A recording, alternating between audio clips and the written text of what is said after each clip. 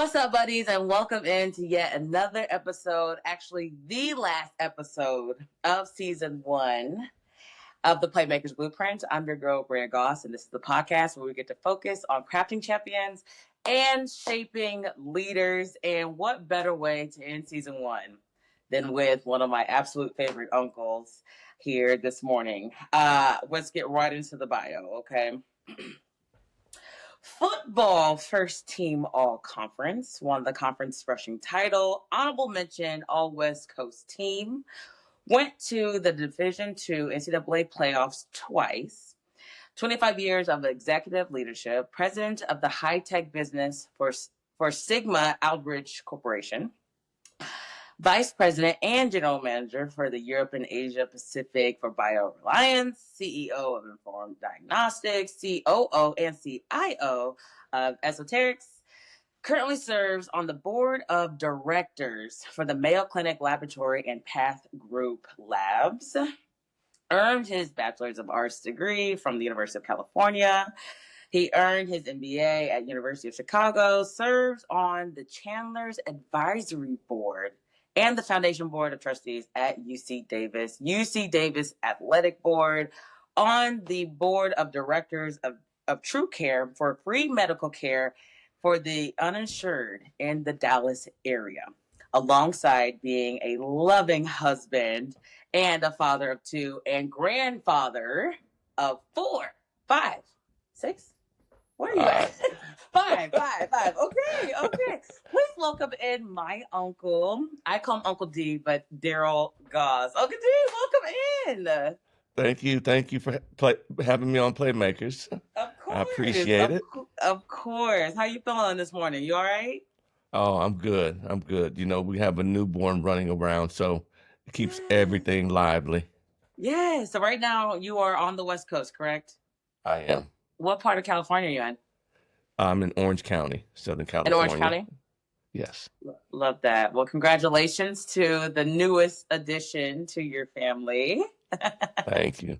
Okay, so let's get right into it. So this episode, we are focusing on dealing with conflict. Okay, and what better person, again, to have you as somebody that can really put you at the forefront of dealing with conflict. And I think this is such an important conversation to have because people see success sometimes as a one-track path instead of it kind of going all over the place, maybe some setbacks, some ups, some downs, but eventually, getting to exactly where you wanted to go. Okay. So before we get into that though, I want to do a quick little 24-second shot clock where I just ask you a few random questions and then you just rapidly fire them off. Okay. Ready, set, go. Early bird or night owl? Both. Love that. Coffee or tea? Coffee. Favorite color? Burgundy. I told you on that one, didn't I? Yeah, you did. I was ready for that. Favorite quote you live by? Oh, that's a good one. Tomorrow's not promised. I love that. Favorite Bible verse? Favorite chapter is Psalms 91. Okay. Look it up. And then lastly, let's go with favorite all-time athlete. That's a good one. I would probably say Jim Brown. Jim Brown. Going back. There you go. I was going to say, take us way back. Okay, I love that. Okay, and Jim Brown. Okay. All right. So, that's just to get the viewers to know a little bit about who you are. So let's get right into our topic. Okay. Dealing with conflict. Let's start with how you got into football. What did that look like? Take us back to where it all began. Yeah, well, for me, it was something that I enjoyed at a very young age. I didn't have all the opportunities to play, but I had a younger brother that had a chance to play, and I would get a chance to watch him. I played only 1 year in high school, my senior year. I had some ankle injuries in the previous years, and so I really did not get a chance to play a full complement of football until I arrived at college. And that was a lot. Um, that really taught me a lot, just in terms of preparation and training. Football was a place where I learned a lot about discipline and leadership. Yeah, that's awesome. Are you, and I know you mentioned your little brother, that was my dad, and he was on the podcast a couple weeks ago. So with football, did you kind of know early on that that's what you wanted to do, or was that something that you just kind of grew into? No, it was something that I grew into. Education was extremely important to my family, to our parents, and so going to college was important. Football was really just a little extra added, as they say, cherry on the top. Yeah. Yeah. Did you feel like your conflicts in football came just on the field or maybe the political side of sports? We all know that's a real thing. Not really at that level. It certainly did, as I got into high school and college. Sports, football, maybe more than others, is a conflict in and of itself. Yeah. You're competing with the other team, and then you have all of the internal team competition as well as the political competition, which really in the high school, college levels is a big part of success or failure. Yeah. Yeah. No, that's awesome. Why do you think learning this skill helps you become the person that you are today? Well, in football particularly, you can't really be very successful if you get pushed around and you're not really prepared to play your position and hold your ground. And that's takes a level of intensity that can actually be applied off the field as long as you really understand how to control it. Yeah. So, the person that you are on the field with the pads on may be completely aggressive, whereas when you step outside of those chalk lines, you need to really understand how to manage your temper and control your emotions. Yeah. Yeah. Now managing your temper, that's a whole thing within itself, isn't it? Especially, and I know there's a lot of football players who like the sport because they can take out that aggression on the field in a healthy, competitive way. Um, did you feel like that temper needed to go into the field? Absolutely. Yeah. But it has to be managed even in that environment. But Mhm. it really is a plus if you can channel that additional emotion into a sport like football. Yeah. Yeah. No, that's awesome. Were there any other sports that you played? Well, I wrestled. Okay. Um, Okay. surprise, I love that. surprise. I was a pretty small freshman. I Yeah. was 4'11". I weighed about 100 pounds. So I What? wrestled a few years in college, or in high school, excuse me. But then primarily football. Okay. Okay. Okay. So then, football took you to some incredible places. Okay. After high school, where did you go? So after high school, I went to the University of California at Davis. Huh? I was a walk-on. Again, we talked about my only playing 1 year, but I was a military dependent, so I actually went to three different high schools because we moved, and so understanding recruitment and those kinds of things, it just wasn't something that we were Right. exposed to as a family at the time. So I did get an opportunity to walk on at the University of California at Davis. They were Division II, but they were really becoming a powerhouse for Division II, and so it gave me the perfect opportunity to play and be able to get a good education. Yeah. That's awesome. Um, and that's where you received your honors in football. Is that correct? That is Okay. correct. So was that some of a part of like your goal setting, for the season of, hey, this is the imprint that I wanted to make on the season this year, or? It was definitely a goal. UC Davis had 20 consecutive years of being the football conference champions, and that was my primary goal, was to just make sure we continued that string. And certainly, you want individual honors, but the team honor was really the most important I love that. goal. I love that. So it was bigger than yourself in that regard. Absolutely. And Absolutely. you've never been the selfish type, but I think that's such a healthy thing to highlight too. Sometimes or most times it's about the team success versus what your own individual is. And I know I can relate to that. And just coming from a powerhouse or just a powerhouse of high school, basketball, we were all really, really good. And we all kind of gelled really well together. And that got us to the success that we got to. And honestly, without that success, would I have been able to go to the college I went to? Possibly. You know what I mean? Yeah. But if you are a part of a winning team, that opens up so many different opportunities for, like, let's say we would have won, my senior year of college, and won the Yeah. NCAA. I would have been in probably that second roundish draft pick, Yeah. just Yeah. because of coming off of a championship. You know what I mean? So winning has such a big thing, but it is important to also have those individual, goals that you want to strive for. So you were balancing, the education at UC Davis and playing a full time, competitive sport. Okay, and I know a little bit about it. Okay, I know a little bit about it.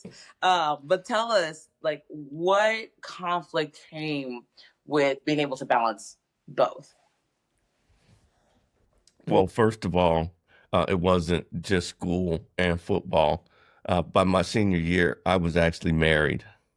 Oh, So my senior year, was starting a family, no children at the time, but a wife, and conflict where it really became an issue was failures on the team. As I mentioned, we had been a powerhouse, and we weren't having that good of a year. Um, and we had some injuries. We had a couple of players that had academic issues, and so we really started out fairly slow. And understanding that you have what you have, and you still need to do your best and win. That's really where I learned that take what you have, play your game, don't make mistakes, and you have a good opportunity to be successful. And some of that came with just the conflict of how we engaged with one another as teammates. And so being a leader on the team really put me in the middle of that. And again, in addition to the conflict management, how do you lead through difficult times? That's where I learned how to do that. and so what was your thing?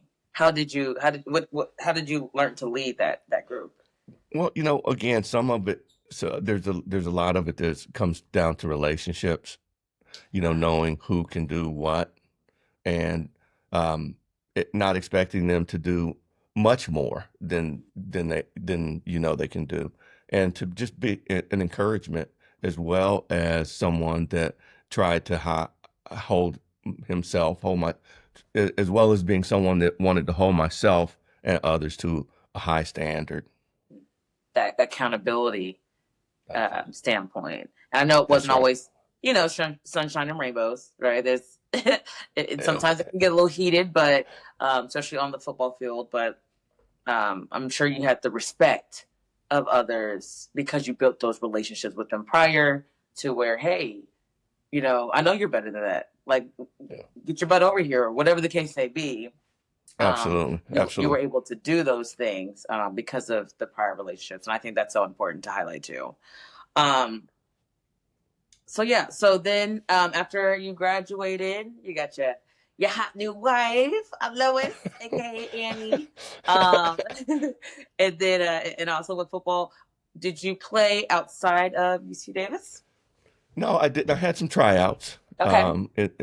primarily in the CFL, but no, that was kind of the end of that chapter. And Yeah. there's a lot of athletes that have trouble walking away from the game, and I vividly remember having a conversation with my father, and he asked if he knew what my contract payout was, and he asked if I was able to make that kind of money carrying a briefcase instead of a football, would I? And when I said yes, he said it's time to walk away. So Oh, that was it. the wise words from Paw. Okay. Was that, I mean, that in itself, you've been playing the sport for X amount of years, and now it's time to turn the leaf, right? Yeah. How smooth of a transition, or what did that time look like mentally, and were you ready for it? Well, I had the benefit of having an internship while I was at Davis at IBM. And so I really understood the kinds of things that I wanted to do after football, after I finished school. And so I think I was mentally prepared. And that's maybe a blessing in disguise. I mentioned not really playing a lot. I played one full year in high school. I played one full year in middle school and one full year in kind of Pop Warner.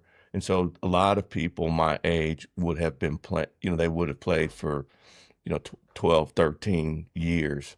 And I think only playing kind of the seven, if you throw the 4 years of college in, made it a lot easier to walk away. Yeah. Yeah. Well, it's awesome. Okay. Well, congrats on a successful career nonetheless. But let's turn it over and transition right into your careers after that. So, and I know your bio was quite lengthy but very successful.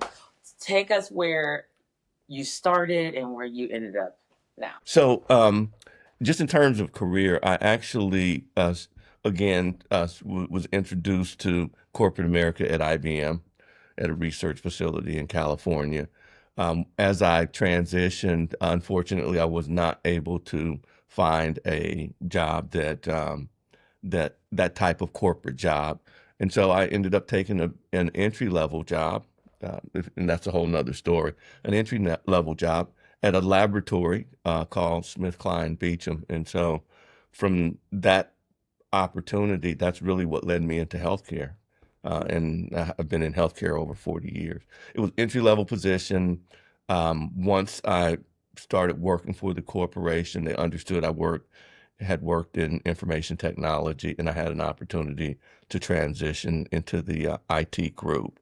And from there, for the next 15 years, I was in various roles in information technology at healthcare companies, Smith Kline, and then on to Corning, which is what actually brought the family to Indianapolis. As I changed to work with Corning, they had a laboratory called Covance in Indianapolis. And so I moved there into middle management and ended up being the head of IT for that part of the company.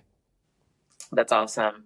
Where in just the various roles, um, with that and the responsibility and the new leadership, you're managing more. You're looking over other people's shoulder, a lot more closely. I can imagine just how difficult the change of roles could have been each time. But you look like you just did it with so much grace, right? Like it just kind of came easy. Is that the case, or was there some adjustment period, or like did you already? This is what you was made for. This is what you wanted to do, and you just kind of went in full throttle. No, I mean, there's always an adjustment. There's that term, grace under fire. Maybe that's where some of the graceful aspects came from, but there was always a transition. And one of the things that I think was very helpful is just the support I had consistently received from leaders above me. People talk about mentoring. I think about sponsorship. I think that's different than a mentor.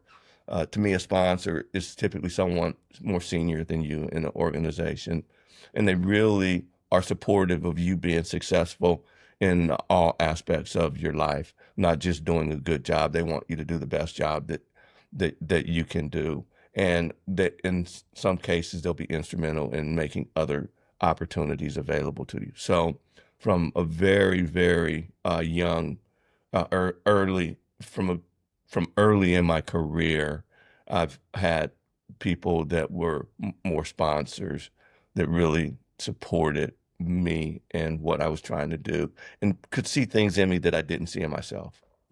I love that. I love that. I think that's important too. Just the fact that you had that support from people, in a higher position. Did you go to them, or did they kind of come to you in a way, or was that just kind of like a mutual thing? You guys were in the same room, same respect. Most of the time, it was mutual.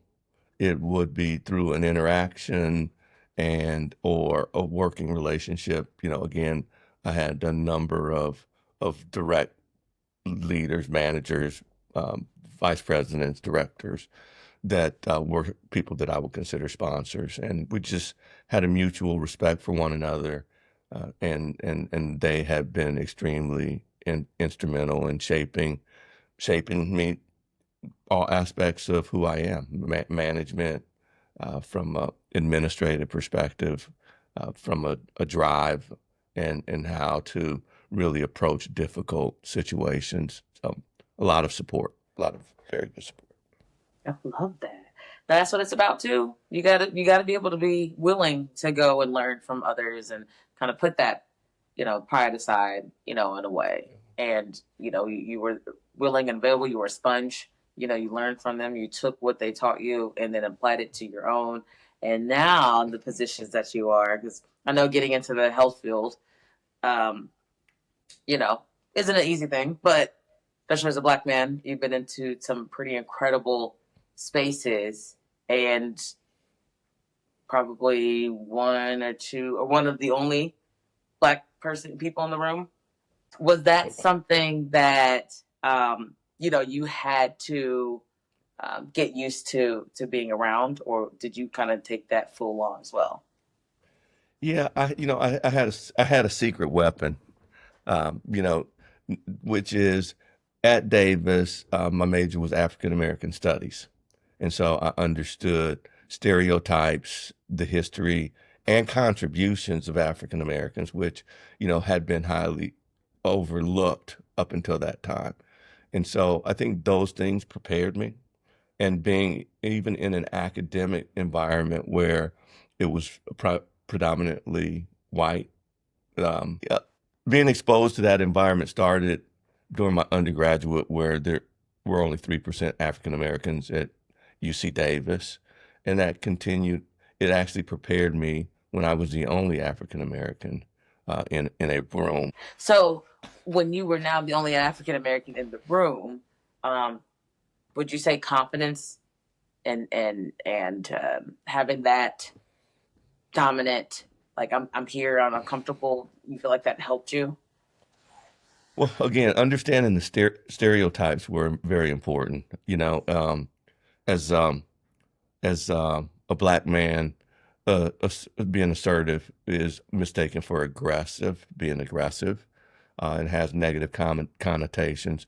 So again, it kind of goes back to that balance of what I learned on the football field. When you step outside of the chalk lines, you really have to be able to manage your emotions and think through the situations and what the outcome is. And that's the most important thing. When people think about conflict, they don't really think about the fact that they're in conflict for a reason and there's an outcome that they would like, and being able to stay focused on that outcome was really important.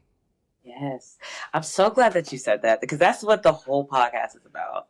About like literally what you learned from your sport and how you transfer that into your everyday life and your career. I think I learned so much from being an athlete that people typically like to work with me because of the skills that I learned. And yeah, I probably would have learned them if I didn't play too. But being able to say that I learned this very skill, how to resolve conflict, how to work with others, how to be a leader, how to communicate, all these things, and now that makes me a great person in the professional, but both my careers right now, for simply just doing, putting the round thing in the round thing. So that's exactly what this podcast is about. So I'm so glad you said that. Okay. Okay, so let's turn it over. Well, first of all, please tell us too. Because you traveled the world. Okay, just Yes. every time I call you, what country are you now? Like you were just in Asia, now you're in, Turkey or whatever the case may be. When did you start traveling, and how did that come about? Um, re- so traveling really started young for me. Okay. My dad was stationed in France, and so as soon as I was old enough to travel, we went to France. So international was something that I was exposed to at a young age. As a professional, it was probably when I was in Indiana working for Corning. They had some global companies, and I would start traveling to some of those other locations as I grew in management and leadership. And so uh, and it was always intriguing. When when I thought about traveling, I thought about it as back up. Traveling was always intriguing. I really enjoy understanding or trying to figure out the different cultures and how you can be successful in those different cultures. That was always something that was exciting for me. Same. I got that same bug, that same gene of just there's so many unique countries out there, and then even these cities within these countries, you look back like, dang, basketball really brought me to this beautiful place. I would have never went to, this place had it not been for basketball, and just kind of diving into the new culture, the food, the traditions, the people, that's all different. People that just stay within the U.S. Yeah, there's different places apart amongst the U.S., but there's so many beautiful things to see. What is your favorite country? I should have had that in the. I should have had that in the rapid fire. But what's your favorite country? I It's hard for me to pick a favorite country. There's probably countries that I didn't really care for, and it might not be the country as much as the message that I received when I visited those countries. But it's really hard for me to pick one that I like. And I think if you know me, you know I have that type of attitude. I'm going to make the best of it no matter where I am. And so I've really enjoyed the travel. And it's been 54 countries. Look, that's it. That's like. Oh, that's crazy and counting. Okay, And counting. and some of those countries is you and people who didn't know. You came out to visit me. You were my first visitor overseas when I started playing the professional overseas basketball player. So appreciate that. We had some really good times. Had some sad times too, but it was some really good, really good times. So thank you for that. Okay, so let's turn it into the impact on your marriage and relationships. Okay, so do you feel like learning the skills of dealing with conflict? Actually, I'm going to ask you just how this is. How did football shape how you handle conflict in your marriage? During the early years of our marriage, we were lucky, blessed, just by happenstance, we communicated. And communication really allowed us to establish what we wanted, understanding the emotional challenges that come with a new relationship, and just being able to talk about everything from dreams and goals to things that hurt us. And that is something that I learned from leadership in football and managing conflict. Just again, establishing relationships with people and being able to encourage and motivate and empathize. And those were things that I was able to apply to our marriage. It's not like Annie is ever wrong, so I'm pretty sure you learned that lesson pretty quickly. No, but that's awesome. There's too many times on social media where you know the outward look of relationships is sunshine and rainbows, and instead of people actually digging in, doing the dirty work per se, they're only highlighting the love, the sweetness, the sunshine. So how important is it to figure out what your person needs so that you guys can communicate effectively? Again, I think it's extremely important. And it does change over time, you know. The more time you spend together, the more time you talk and dream, the things that you desire change. But I think it's critical to have good communication. Not communicating is really probably one of the biggest problems in marriages. And if you do communicating in a respectful, appropriate way, I think those are two really important things. And you know, we have the benefit of experiencing that firsthand in our family, so that helps a lot. When we were young, and when we were young, we actually lived with my parents for about a year and a half while we saved money to buy a house. And being around them, and they had been probably married 30 years, 25, 30 years at the time, was really helpful for us and how we shaped our marriage. Ooh, and I have so many beautiful examples of love and seeing love firsthand. So That's right. that definitely is impactful to me. Because how long have you guys been married?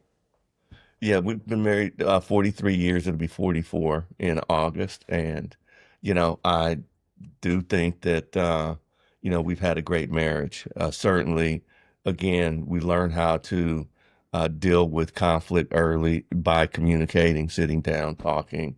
um, we realized early on that any issue we had was an issue with two, so you can't solve it by yourself or with your friends. So those were things that really, really helped, and I do feel I do feel great about our marriage. You know, it's certainly one of the highlights across anyone's marriage. We do have a great marriage, and yeah. First of all, that speaks volumes just to who you are. I know Annie, and who she is in a testament. And I know that doesn't happen overnight. So the patience that it took and the love and honestly, anybody that's able to deal with you for almost 44 years, like, kudos to Annie. Because I know she's gonna watch this, but and I know that love, runs deep, and you guys have been a great example of what that testament looks like as well. What advice would you have to the young couples of staying in it, staying in tuned, and just kind of how important it is to pick the right person? Yeah. Well, I do think it starts with that. It's really understanding what you want out of a relationship, and the fact that a good relationship is one that is created with kind of that ride or die partner, that person that's going to be there through thick and thin, because there will be some tough times. And it's hard for me not to emphasize the importance of, you know, background, Christian belief, and really being able to put God first when it comes to marriage. I think that's overlooked too often in society. Putting God first, I think, is so critically important to having a successful marriage. Right. God being you guys' foundation. Did you guys have that Yeah. early on? Is that something you guys kind of leaned into later on? We did from the very beginning. You know, we were both believers, but obviously, as we started to grow and get older, our commitment became stronger, and our desire to study and apply that word to our life became a more important part of not just our individual lives, but our life as a couple. Yeah. Big shout out to you, Annie. Love you. And again, I know you'll be watching, so good thing you said all nice things about her. Okay. um. Okay. So, lastly, as we start to wrap up here, um, you are also a father and grandfather, admiral, if you will. Um, how has uh, that conflict resolution and being able to deal and handle conflict helped you become a better father and grandfather? Well, first, you know, as you mentioned, the grandkids called me Admiral. That's Admiral. got to be the coolest grandfather name in the world. Yeah, it Well, is. And you just had to be the cool grandfather.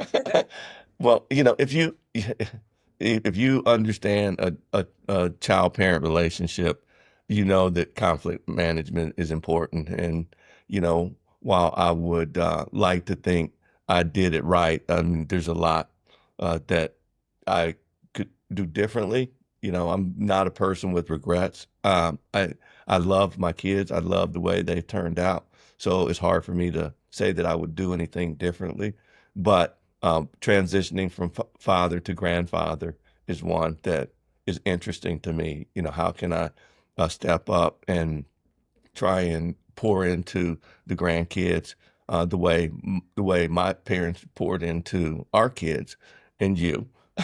How can we Okay. how can we continue to do that, generation after generation. So um, would love to say I got it all right. There's no manual, no book on how to manage conflict with your children. But like I said, I'm real pleased with the outcome, the way the boys turned out and what they're Yes. doing, Yeah. and how they're approaching life. I love that. I know that wasn't an easy task. And again, you just so gracefully, turned into that super dad and super admiral role when raising your boys. You guys also had that foundation of God and love and trust and just that firm foundation. When you were instilling those principles into your boys, what did that look like? Well, again, it was a lot easier to instill that based on our background. We grew up in a house where the men were comfortable telling them that they loved them, hugging them, kissing them. And so just making sure they were comfortable with that, because if you're not comfortable with yourself, you're not going to be comfortable around anyone else. I think the other thing is just from a leadership perspective, the expectation was, and they are leaders. Well, they're my kids, so that means they're Black leaders. And so no matter where we were, no matter what economic status we had, we always spent a lot of time in the Black communities. And sometimes that would be the church connection, to where we would go to a primarily African American church, and just making sure they were exposed to people of all economic statuses and they were comfortable. In our family, we have a saying: you need to be comfortable with your people. And so just instilling that in them, I think, was really beneficial. And they're both leaders in what they do. They both have a lot of confidence. They both feel comfortable who they are, and they understand how society may view them, and how society's probably or is wrong in the way they view them. And they're ready to shatter those stereotypes, those negative stereotypes. So real happy the way they've turned out, and shout out to Annie. Big shout out to Annie. She had a big hand in that. No, that's amazing. That's amazing. And you dropped so many good gems. But is there anything that you would want to leave the listeners if they didn't hear anything else today? What's that one thing? And that could be anything with conflict, football, being a man of God, young CEO, whatever the case may be. What is that thing that you want to leave the listeners? Well, when we started our conversation, we talked about being comfortable and getting out of our comfort zone with interviews or work assignments. And so the one thing that I would say is, if you're comfortable, you're not growing. And so it's important to continue to put yourself in safe environments where you're doing things that are uncomfortable, where you're stretching. The other thing that I would say and highlight is, just being an example. You never can tell who's watching you. And I think it's really important for you to live your best every day, because you'll have people, again, that see things in you that you don't see in yourself, that will ultimately give you opportunities. And then just be a lifelong learner. Be willing to learn all the time. When you get to the place where you think you know it all, again, you're limiting the opportunities that you have for yourself. So, again, thank you for doing this. I appreciate the opportunity to come on and share, and wish you all the best. Anything that you want to leave the Playmakers Blueprint on? Yeah. Oh gosh. Be I got you. yeah, the thing that I would like for you to do is keep doing what you're doing. Make sure you're setting goals. Make sure you're setting high goals. Um, know who you want to be when you retire and work towards that. And I guarantee you, with the work ethic that you have, you'll achieve that goal sooner than you think. Am I tearing? Thank you, Uncle D. That means a lot. That does, especially coming from you. That definitely resonates and on the heartstrings. So thank you so much. And I've had great examples, like yourself, my dad, Annie, my mom, that have been able to teach me some really, really good core values. So you're a really big reason why I am who I am today. So thank you so much for coming into the Playmakers Blueprint studio. This is the conclusion of season 1. And like I said, I didn't want to have anybody other than you to come on here to close this out. And it's my baby. I'm going to continue to see it grow and get better and just kind of, have the outlook of, wow, I did that. So, well, that concludes season 1 of the Playmakers Blueprint. I'm so excited that I went out and stepped out on faith with this one. And I'm really excited to take a look at all the episodes and come back with season 2, further down the line in a couple months or so. So thank you so much for joining us all season. And I'm so excited to see the comments, look at the subscribers, kind of have that interaction back and forth. This has been a great season of the Playmakers Blueprint. I'm so excited, and I can't wait to get started for season 2. Thanks, buddies, for tuning into the Playmakers Blueprint. It's been an incredible and fun-filled season. I'm truly grateful for all the subscribers and supporters who joined me on this journey. Stay tuned. Season 2 is on the way.